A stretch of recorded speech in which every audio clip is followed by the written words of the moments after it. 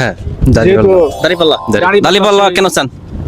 এটা দেশের মানে সুবিধা আর কি, দেশের মানুষ যেহেতু যাতে ইসলামিক ইসলামিক রাষ্ট্র যেহেতু এটা। রাষ্ট্র হিসাবে চলাচল করতে পারে, মানুষজন যাতে শান্তিভাবে চলাচল করতে পারে, এই জন্য।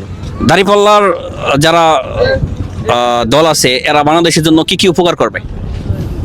এটা ইসলামিক রাষ্ট্র হিসাবে আর কি অনেক দিক দিয়ে। কত মেলায় আছে ভাই। অনেক কিছু করতে পারবে।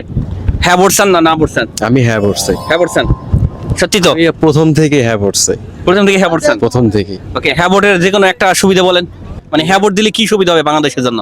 হ্যাঁ ভোটটা আমি চাই ইসলামিক রাষ্ট্র হোক, আমি এটাই চাই। এটাই বাংলাদেশের রাষ্ট্রনায়ক কাকে চান? আমরা তো ভাই জামাতে চাইছি।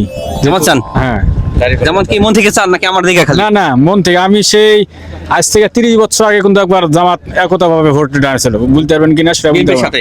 না, আলাদাই সিট। ওকে, পরে যোগ দিয়েছি বিএনপির সাথে। হ্যাঁ, কিন্তু ভোট দিয়েছি কিন্তু আমি। ও আমার বয়স কিন্তু 41 বছর চলে। ওকে, কিন্তু আমার ডোমাটির সবাই কিন্তু জামাতে ভোট সমর্থন, জামাতের সবাই ভোট দিয়েছে, যে কটা কাট পাইছে, কিন্তু আমি পাইনি ভাই। আপনি কোন কোন সমর্থন? না না হ্যাঁ হ্যাঁ দিকে তো আমি আছি। হ্যাঁ দিকে আছেন ভাইয়া?